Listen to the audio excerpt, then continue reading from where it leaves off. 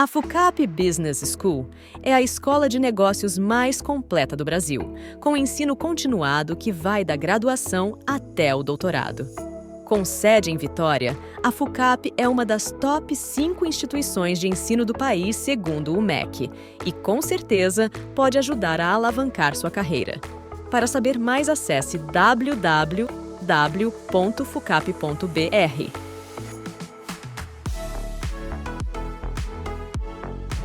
Olá pessoal, sejam muito bem-vindos ao IBEFcast, podcast do IBEF, Instituto Brasileiro de Executivos de Finanças, a nossa temporada de 2024.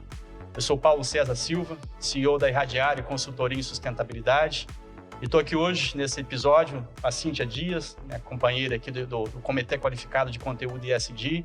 Cíntia, que é mestre em Administração de Empresas, especialista em Comunicação, Marketing e Sustentabilidade. Estou aqui também com o nosso secretário estadual de Meio Ambiente, Felipe Rigoni, e com a Viviane Fontes, especialista aqui da área de responsabilidade social da Vale, e que traz aqui também sua experiência, sua vivência nessa pauta que hoje, para a gente, é muito importante. É óbvio que a gente não vai falar para disso, mas nesse episódio, o nosso principal foco aí vai ser os decretos, né, da logística reversa que foram publicados aqui no nosso estado do Espírito Santo, que além das questões regulatórias próprias, trazem também uma série de oportunidades, como oportunidades de negócio, que a gente quer explorar um pouquinho mais. Então, para a gente começar, eu gostaria de explorar um pouco, secretário. A gente tem observado, aí, desde que o senhor assumiu aí a secretaria, um olhar bastante diferenciado para essa pauta ambiental, né? Uma pauta que, óbvio, naturalmente vai continuar estabelecendo aquilo que é o papel da secretaria como órgão estabelecedor de políticas públicas, regulamentador de políticas importantes para o nosso estado. Vide recentemente aí todo o envolvimento com as questões do novo decreto de licenciamento, de política de qualidade do ar, enfim. Mas a gente tem observado esse movimento desde o início da atuação da secretaria, com a própria estruturação que o senhor trouxe, né, com uma nova vertente aí de explorar essa pauta ambiental, especialmente nas questões relativas a negócios sustentáveis, de enxergar essa discussão também sobre esse outro viés. É algo que nos chama muita atenção. Então, eu gostaria de, antes da gente falar do decreto mesmo de logística reversa, que você explorasse um pouco do que é essa visão atual da secretaria, como que o senhor enxerga essa pauta, né, das oportunidades aí de negócio, e como é que isso se enxerga dentro do processo de desenvolvimento do nosso estado. Bom, primeiro, é um prazer estar aqui com vocês no IBEFcast. Quero cumprimentar aqui os colegas de podcast e todos os ouvintes, espectadores que estão nos assistindo. Veja, quando o governador Casagrande me chamou para ser secretário de Meio Ambiente, depois da surpresa, né, que eu tive, porque eu venho do mundo do desenvolvimento, eu vim do mundo da educação, da ciência e tecnologia, acompanhava, é óbvio, o meio ambiente de perto, mas não era um atuante profundo, vamos dizer assim, na pauta. E depois da surpresa, que foi uma positiva surpresa para mim, porque eu adoro estudar, aprender novos campos, ele me fez 2 pedidos. Ele falou assim: Rigoni, você tem algumas grandes tarefas aqui. Uma delas é resolver os grandes problemas que a gente tem na área do licenciamento. A outra delas é focar bastante no reflorestar, que é o nosso programa de reflorestamento. E a outra é dar um jeito, ele falou dessa maneira abstrata, é dar um jeito de aproximar o mundo do meio ambiente do mundo empreendedor. A gente não pode mais parecer que as duas coisas são separadas, uma coisa é inimiga da outra, né? E eu, obviamente, munido dessa missão, fui pesquisar, fui estudar, fui entender como é que a gente podia fazer isso. E parte do que me trouxe para essa visão, né, é basicamente o seguinte: hoje a gente já tem maneiras, para além do controle ambiental, da fiscalização e tal, tem que ser feita, né? Já existem maneiras de você mostrar que o meio ambiente pode dar dinheiro, né? Ou seja, que a floresta de pé pode dar tanto dinheiro quanto ou mais do que a floresta deitada. Eu gosto dessa expressão, ela exemplifica bem. E aí a gente montou lá na secretaria a Subsecretaria de Negócios Sustentáveis e Investimentos de Impacto Socioambiental, que é um local, ali, uma subsecretaria nossa, um pedaço da secretaria que só pensa nisso. Só pensa em como é que o meio ambiente pode dar dinheiro, né? Como é que a gente pode, a partir de serviços ambientais, remunerar pessoas e empresas, né? Então, aí a gente vai estar criando uma série de coisas, né? Uma delas é o campo da logística reversa como um todo. A outra, a gente deve lançar um edital muito em breve de 7 milhões de reais para apoiar negócios de impacto socioambiental focados em cobertura florestal, né, que é super importante. A gente também está modelando todo o projeto de crédito de carbono aqui do Estado do Espírito Santo. Então, tudo para fazer com que os serviços ambientais deem remuneração para aquelas pessoas que estão fazendo esse serviço. Bacana. E esse é um olhar importante, né, secretário, que talvez seja esse novo paradigma que a gente precisa estabelecer para entender como que a pauta ambiental ela precisa remunerar aqueles que de fato prestam serviço para a sociedade, né? E aí, nesse sentido, né, o projeto de logística reversa, de alguma forma, ele vai fomentar muito isso, né? De como engajar toda essa rede que está conectada nessa discussão da logística reversa. E aí, já indo mergulhando mais especificamente nessa questão dos decretos, na verdade, né, de logística reversa, que trazem toda essa proposição, né, de implementação, estruturação e operacionalização dessa questão que a gente chama aí do pós-consumo, né, que é um grande desafio. O que se faz com aquilo que foi gerado dos resíduos na sociedade, enfim.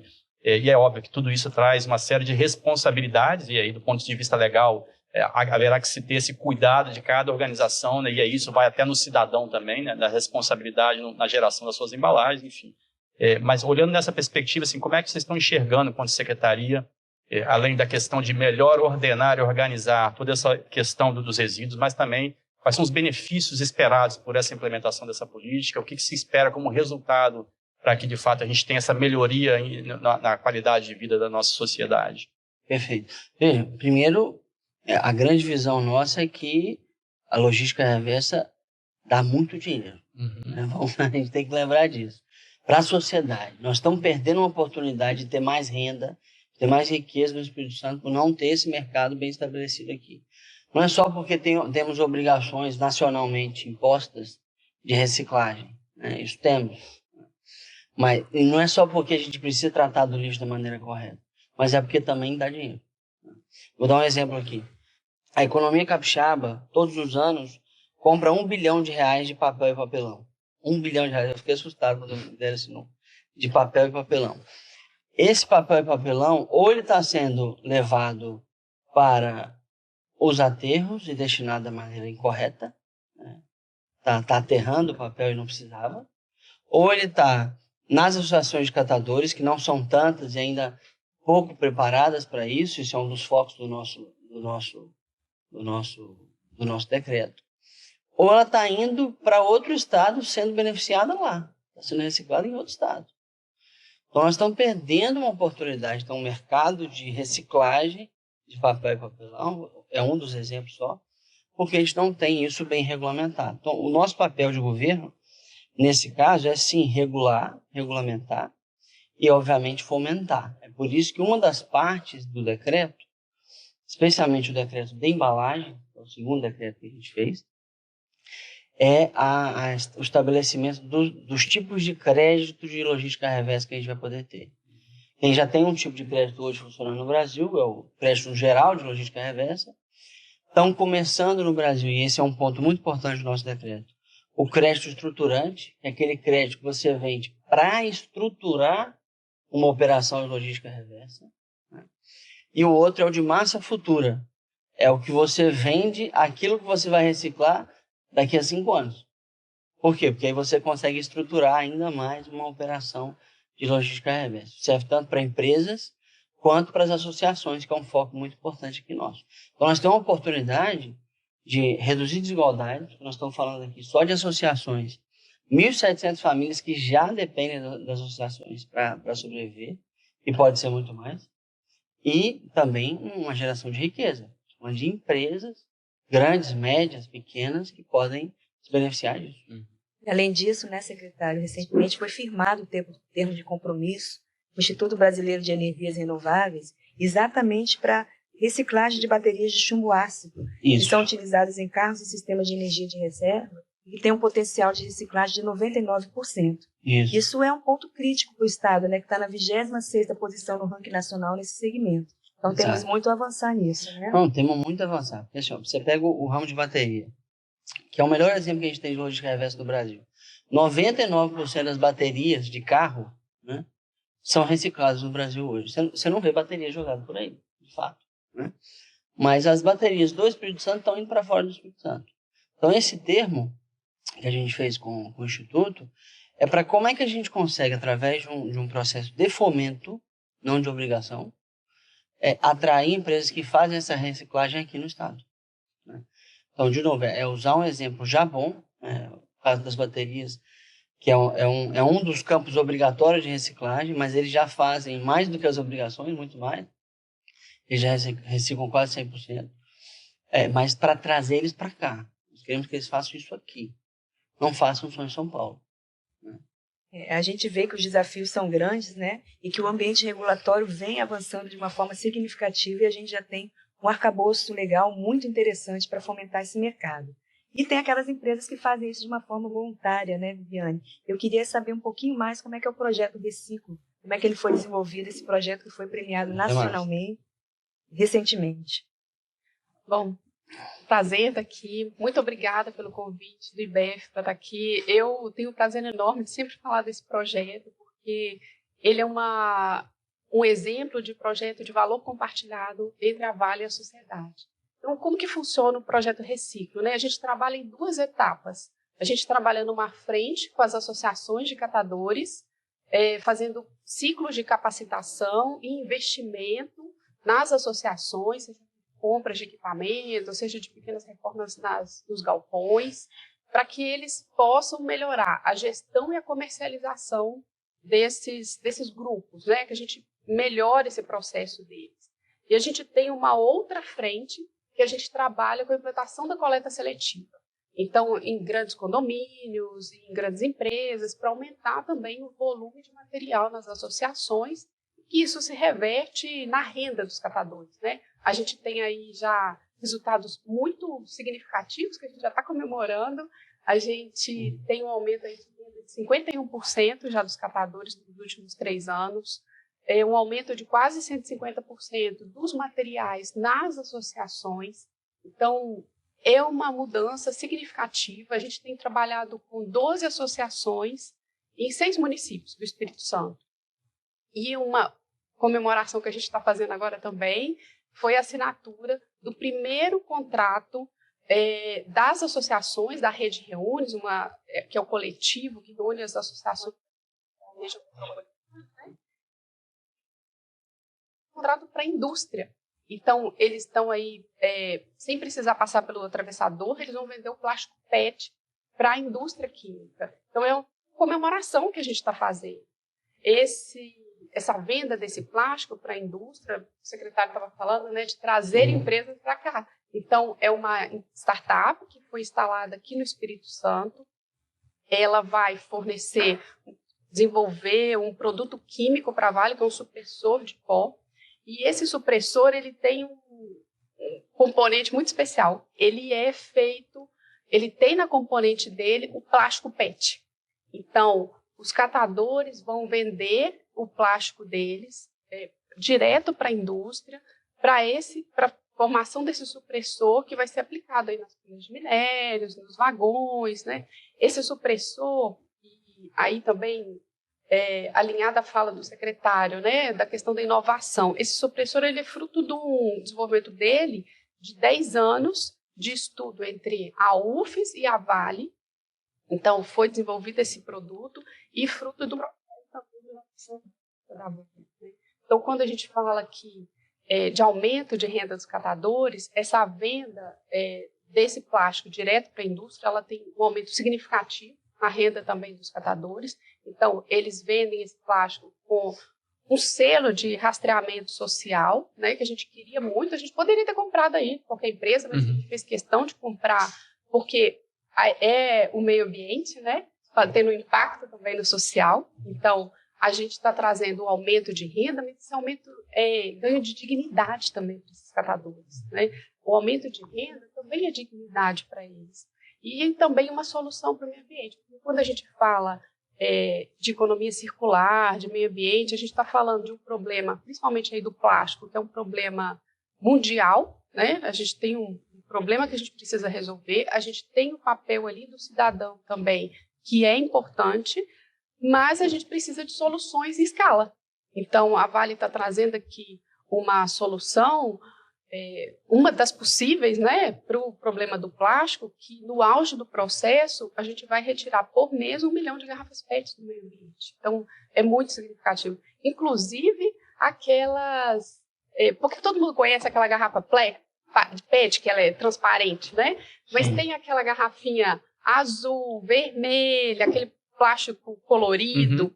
Tem aquele plástico quando a gente compra o bolo pro café da tarde. O PET dá um trabalho danado. Isso. Dá um trabalho danado. Exato. Só que esse plástico colorido, esse plástico da bandejinha, né, de ovo, eles são um plástico que não tinha como ser reciclado aqui no Espírito Santo. Né? Ele, em vários lugares, ele tem baixa reciclabilidade. Então, a inovação desse processo da UFES, ele já absorve esse plástico. Então, olha só, um volume enorme que chegava nas associações, que ia para aterro, ia para o meio ambiente. Hoje ele tem um destino e está gerando também renda. Você está tirando o meio ambiente e gerando renda também dos trabalhos. Excelente. Esse projeto da Vale é espetacular. Né? Sim, eu tenho que dar o crédito. É muito legal o que eles estão fazendo com a Reunis, com as associações aqui da região metropolitana em geral, né? Que é o que de fato a gente precisa fazer. Porque, assim, as associações elas são extremamente importantes, mas em geral muito pouco estruturadas. Né? A gente teve um trabalho forte feito aqui no estado pelo Ministério Público através da doutora Isabela, que melhorou bastante, mas ainda assim uma dificuldade muito grande na grande maioria delas. O que a Vale tem feito tem ajudado a estruturar muitas associações aqui da Grande Vitória, né? Que é o que, ao fim e ao cabo, vai nos possibilitar ter um mercado de logística reversa mais robusto. Né? Então, aquele crédito estruturante que eu disse antes, parte dele, inclusive nós estamos até estabelecendo um acordo de cooperação com o BNDES para fazer um projeto que a gente está chamando de match funding, que é para usar o crédito estruturante para estruturar as associações aqui do Espírito Santo. O Espírito Santo possivelmente vai ser o piloto, inclusive, do BNDES para isso. Notícia boa. A gente já está estabelecendo isso com um banco. Eles têm lá um dinheiro que eles estão separando para isso, justamente para a gente conseguir estruturar as associações. As da Grande Vitória, do Norte, do Sul, etc. etc. Bacana. E aí a gente vê, né, assim, né, na fala da Viviane, na sua fala também, secretário, eu acho que os desafios dessa agenda da sustentabilidade, eu não vou falar nem só da agenda ambiental, porque esse é um desafio mais amplo. Só essa breve discussão aqui, a gente vai ver como que esses aspectos econômicos, sociais, ambientais estão absolutamente embrincados um com o outro, não dá para separar muito um do outro. Né? Você trata de um tema e vai acabar de alguma forma tangenciando ou tocando diretamente algum outro tema.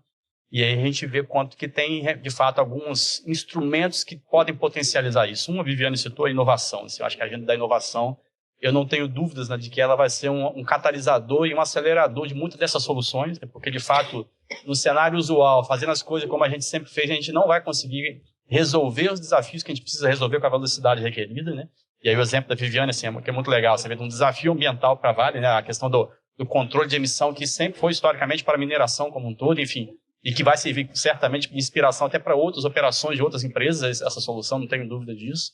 Mas como que de um desafio ambiental que, se fosse olhar pelo modo usual de resolver, você teria talvez uma forma tradicional e não impactasse talvez socialmente, né? Poderia só buscar uma empresa de tecnologia, resolver, pronto, acabou. Mas como que a partir de um entendimento mais amplo, um diálogo, daquilo que a Viviane trouxe também, que eu acho que é fundamental, que é o conceito de geração de valor compartilhado. Assim, não dá para falar mais dessa agenda sem entender de que tudo isso que a gente está tratando é gerar valor para a sociedade como um todo. Nenhuma organização mais, seja poder público, seja sociedade civil organizada ou empreendedor da iniciativa privada, não dá para se enxergar de forma isolada no mundo.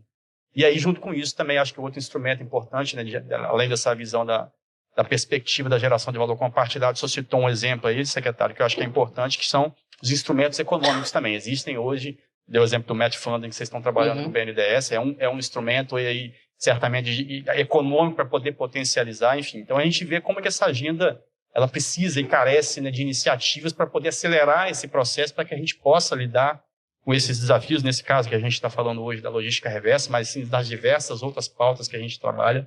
E aí, nessa perspectiva também, secretária, você queria entender, além desse instrumento, eu dei um exemplo, eu acho que o gancho foi mais nesse sentido, né, de que outras iniciativas a Secretaria tem pensado em termos de promover uma forma de disseminar e ampliar mais rapidamente esses desafios, né, de que forma que a gente pode resolver de maneira mais célere e mais assertiva, né, aquilo que a gente precisa resolver dentro dessa pauta de logística reversa. Que outras iniciativas vocês vêm pensando nesse sentido? Perfeito. Bom, são algumas coisas que a gente fez. Primeiro, os decretos, claro, né, que já estão feitos. A gente está agora trabalhando no decreto de logística reversa de medicamentos, tá? É importante também dizer. Depois disso, agora a gente já está estabelecendo, assinamos o primeiro alguns dias atrás, que são os acordos de cooperação setorial, né? Assinamos o primeiro com o pessoal das baterias, vamos assinar com o pessoal de filtro de óleo, etc., com pneu, com embalagem, são 6 no total.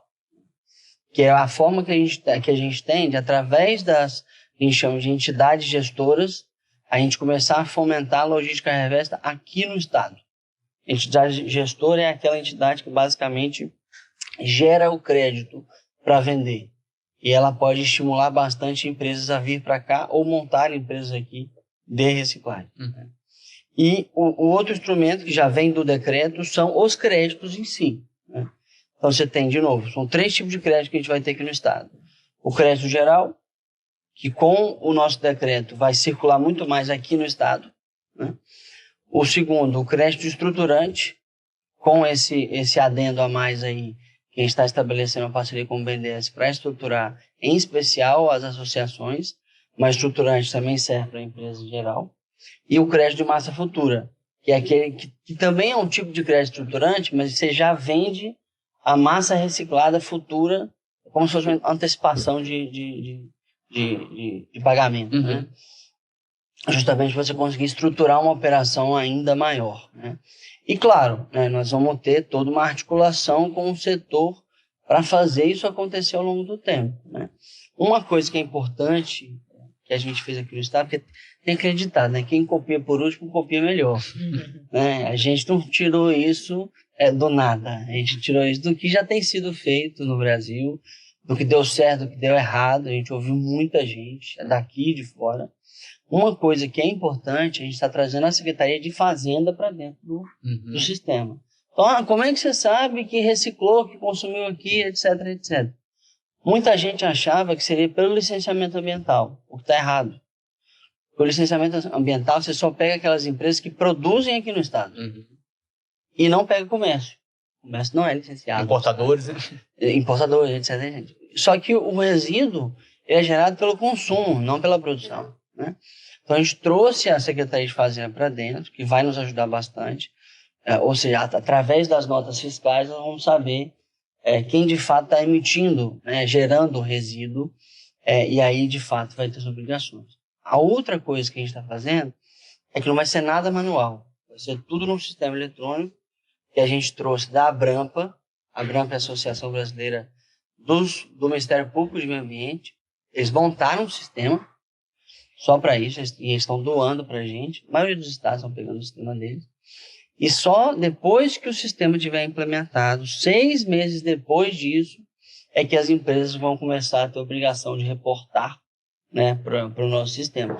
Para quê? Para ter uma transição adequada, para não ser um susto para quem tem de fato a obrigação de reciclar, né? Então nós estamos trazendo aqui alguns instrumentos para fazer isso acontecer da melhor maneira possível aqui para a sociedade capixaba. Ouvindo o secretário falar, né, a gente vê, ele falou a palavra articulação. Como é necessário trazer tantos agentes, né, e segmento por segmento, um esforço de sensibilização, de mobilização, de educação, para que a logística reversa se torne uma realidade disseminada. Eu imagino que o projeto Reciclo também teve alguns obstáculos, né, Viviane? Conta para a gente quais foram e como é que vocês lidaram com ele. Teve.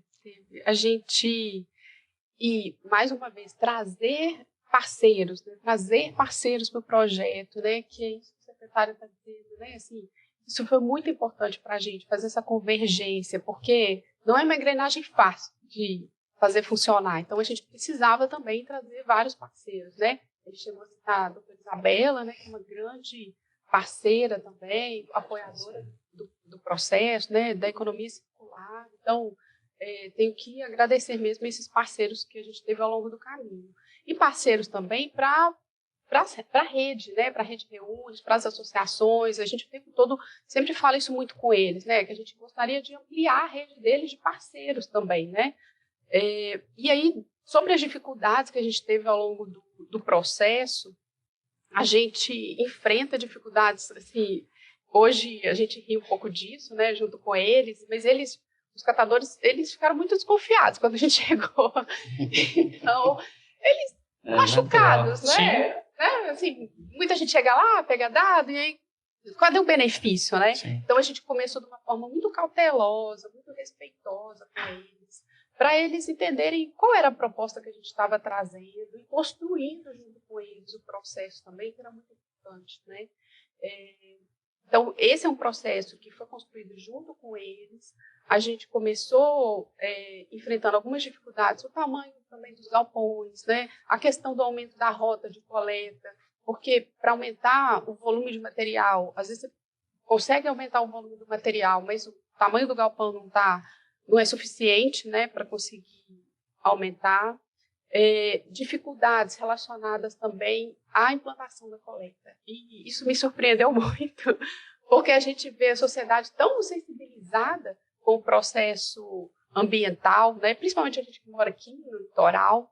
E quando a gente foi fazer essa implantação da coleta, a gente fez mais de 150 pontos na Grande Vitória. E a gente percebeu que precisa de uma convergência muito grande para, de fato, aquela resíduo chegar na associação.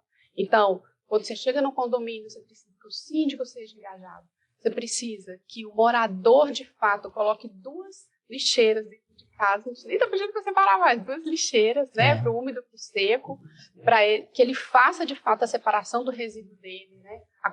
Que o catador, que a associação, né, de catadores, ou a prefeitura, faça a coleta corretamente, né, pontualmente, nesses novos pontos. Então, é uma convergência de esforços ali para que a gente consiga fazer. Nesse processo de implantação, a gente fez quase 1000 ações lúdico-educativas nos condomínios e empresas, né, de várias formas. Aí, às vezes, dependendo do condomínio, era bater de porta em porta, ou fazer uma blitz educacional ali na entrada do condomínio, fazer atividade no sábado, lúdico, uma gincana, ou fazer atividade numa escola. Enfim, a gente inventou 1000 coisas para conseguir que a informação chegasse. E a gente percebe que esse ponto da educação, e a gente aqui está falando de logística reversa, economia circular, ele é fundamental. Porque o cidadão, ele é um agente importante nesse processo, né? Ele precisa, a gente está falando aqui da logística reversa, ele precisa separar o resíduo dele, ele precisa levar o resíduo dele num ponto, né? Esse novo decreto aqui, essa regulamentação, por exemplo, do medicamento, ele precisa levar no ponto de coleta esse medicamento, né, esse produto. Então, claro, não podemos...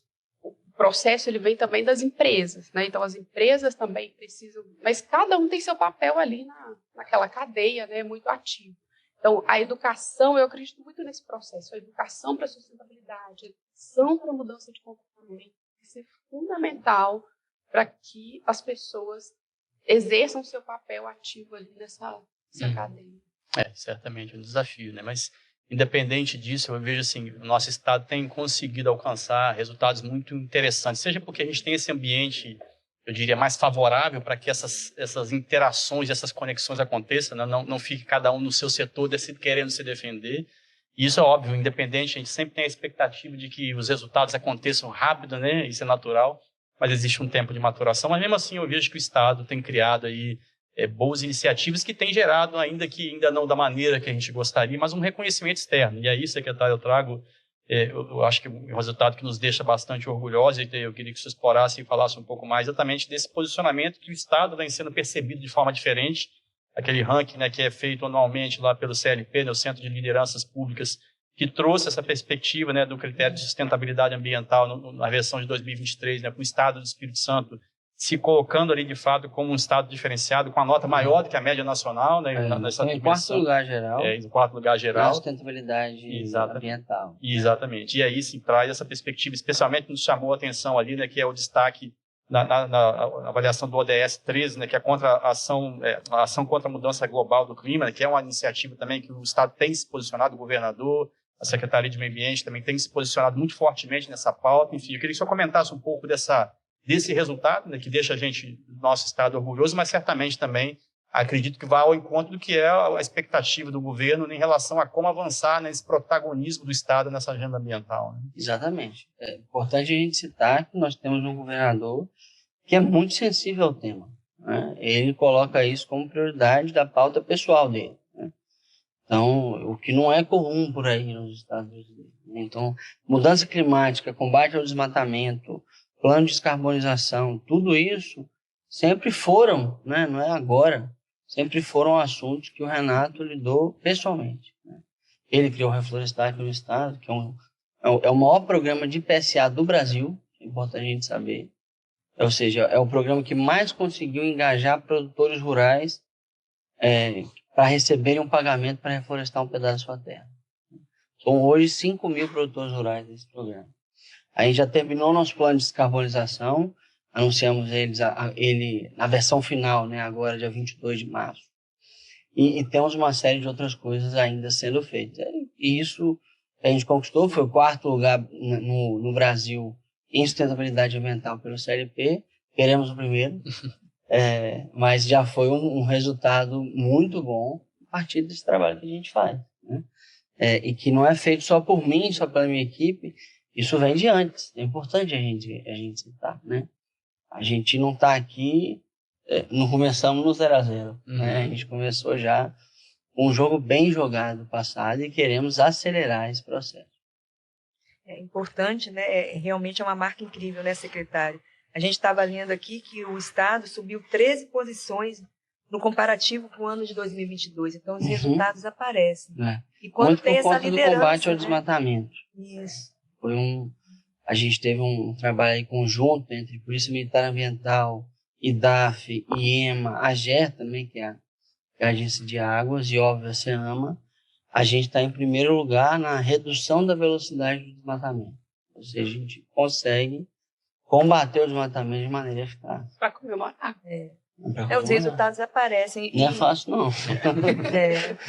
E é interessante a fala do secretário, como ele ressalta quanto a liderança principal do Estado, né, tá comprometida com o tema, como isso facilita, né, o trabalho da secretaria.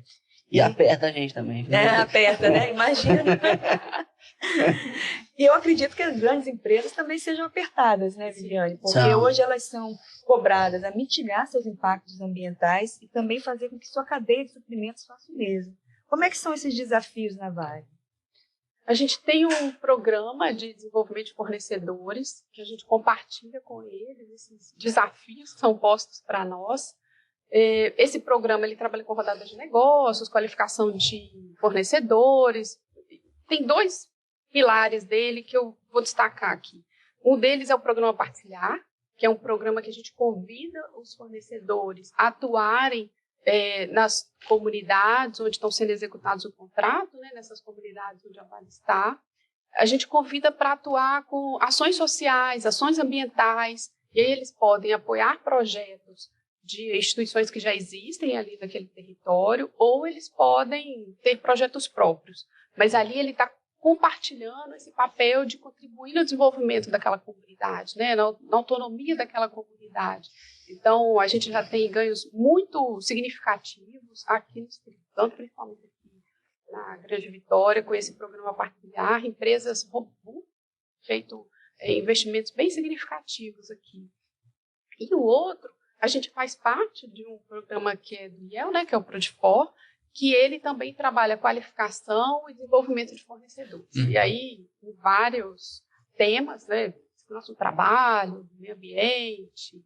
E ele tem os 9 selos, que podem fazer capacitações, os fornecedores, então a gente recomenda.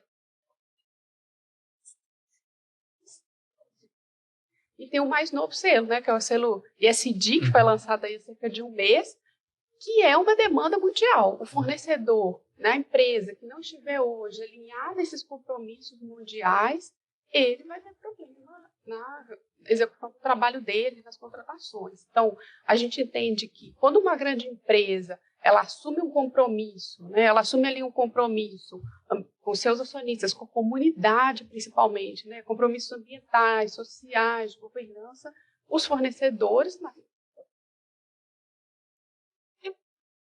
esses compromissos. Então, a gente convida esses fornecedores a se qualificarem, se desenvolverem dessas temáticas também, para a gente ter aí um bom retorno para a sociedade. É bacana. E esse é um desafio, né, Viviane? Assim, dos maiores, né? A gente sabe, essas grandes corporações, de certa forma, seja porque já estão há muito mais tempo expostas ao mercado internacionalizado, com pressões internacionais de acionistas e investidores externos, né, de fora do Brasil, que têm ainda um rigor maior em relação a essas questões.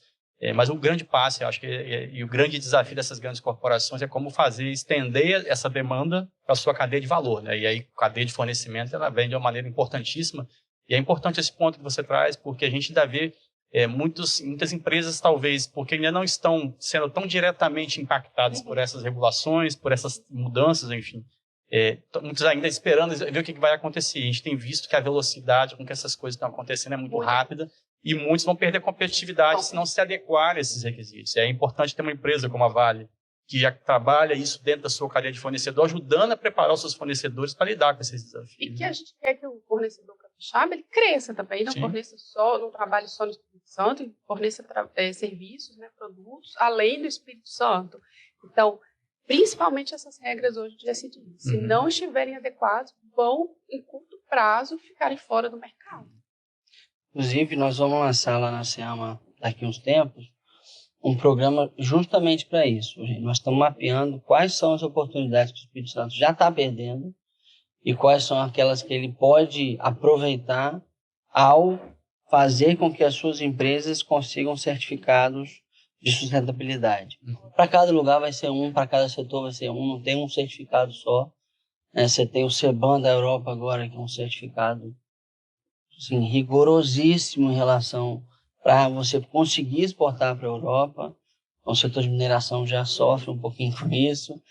Se tem outros para os Estados Unidos, tem outros para outros lugares. Então, assim, nós estamos fazendo um grande levantamento para a gente conseguir capacitar as empresas em relação a isso. E é o que você falou, Paulo, é importante. Assim. Eu sempre falo para o pessoal, gente, nosso plano de carbonização, o problema não são as grandes empresas. Apesar de elas serem as grandes emissoras, né? As grandes emissoras são a Arcelor, Petrobras, Vale, etc. Mas elas já estão forçadas a se descarbonizar pelo fluxo global de capital. Assim, ou ela faz ou ela não tem mais dinheiro.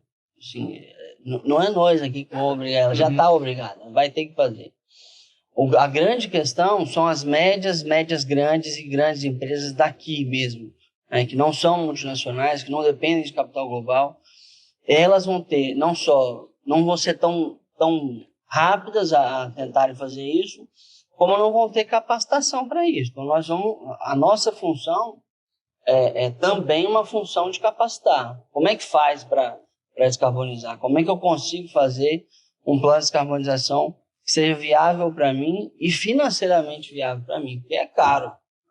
Adequado ao tamanho de cada empresa. Nós não podemos deixar de citar que sustentabilidade hoje ainda é caro, né? Descarbonizar uma indústria que é carbono intensiva, né, vamos dizer, ainda é caro. Mas a gente está no caminho para justamente capacitar essas empresas para fazerem isso. Sim. E a sua fala, secretário, traz essa perspectiva que a gente fala muito, né, das oportunidades que isso também pode trazer. Que se, por um lado, a regulação impõe, vamos chamar riscos, né, porque aquele que não cumprir de alguma forma vai ficar restrito na sua atuação em algum momento, mas traz oportunidades. A gente fica imaginando, né, o quanto que poderia ser, e aí é interessante porque o nosso estado tem uma característica particular nessa questão da descarbonização, que é a realidade particular nossa, que destoa daquilo que é a visão do Brasil lá fora. Né? Lá fora, o problema do Brasil é desmatamento e queimada. Né? Aqui não é. E, sim, apesar de ser um estado pequeno, respondemos aí, talvez por 1,5% mais ou menos da emissão total do Brasil, mas a gente tem muita oportunidade. Né? Imagina a gente poder, numa cadeia que ainda não é, tirando as grandes emissoras, mas empresas menores que exportam, poder dizer, por exemplo, num processo de descarbonização, ter um produto carbon free e poder entrar na Europa, por exemplo, de uma maneira diferenciada, com preço, inclusive, diferenciado. Enfim, isso já é possível. A gente vê vários setores se movimentando nesse sentido.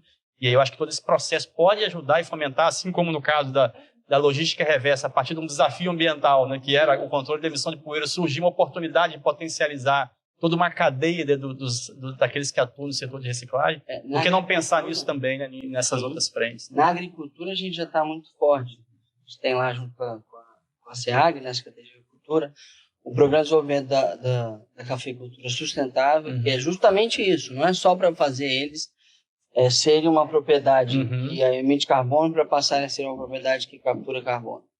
que é o que dá para fazer. Mas é para eles terem competitividade da Europa. Do leite, a mesma coisa. O gengibre já exporta bem, mas também está começando nesse sentido. Então, assim, a gente precisa disso. Quanto mais rápido a gente fizer, melhor a gente entra nessa nova competitividade global. Sim. Né? Que é uma competitividade que vem pela sustentabilidade. Sim. E gera empregos. Gera empregos. E aí, como diz os antigos, né? Quem vai na frente bebe água limpa, né? Como o secretário começou falando aqui no podcast, né? Dá dinheiro. É olhar a sustentabilidade não como compliance, não como uma parte de atender requisitos regulatórios, mas como uma oportunidade de negócio de tornar o mundo melhor ao mesmo tempo. É o que eu falo, é gerar prosperidade com equilíbrio ambiental e justiça social, né? Essa é a oportunidade que a gente tem. Bom, a conversa está muito boa, dá para a gente estender muito tempo aqui, mas nosso tempo está encerrando. Queria muito agradecer ao secretário Felipe Rigoni pela presença, pelas falas aí, pelos insights interessantes que trouxe para a gente. Esteja sempre convidado aqui para trazer os assuntos que são relevantes dessa pasta lá que o senhor cuida muito bem. Viviane, muito obrigado também pela sua presença. Cíntia, minha companheira aqui de mesa, muito obrigado a todos. E a vocês que estão nos seguindo aí no podcast. Se vocês gostaram desse conteúdo, por favor, vá lá, entre no canal do IBEF, lá na nossa página do YouTube, se inscreva lá no canal, curta. Se achou esse conteúdo legal, compartilhe com aqueles que você acha que podem também gostar desse conteúdo. E até o próximo encontro. Esse podcast tem o apoio dos mantenedores do IBEF, sendo eles: Categoria Diamante, ArcelorMittal, Banestes, Cezanne, Cicobi e Vale. Categoria Master, Apex e Med Senior. Categoria Sênior, da Luz Risk Nemer Advogados Associados. Categoria Pleno, Grant Thornton, Machado Mazei e Pinho Advogados, Time Now e Fucap Business School. Apoiadores: Accounting, Contabilidade e Consultoria, Ativação, Rede Vitória, Ótima, TES Contabilidade e TV Capixaba.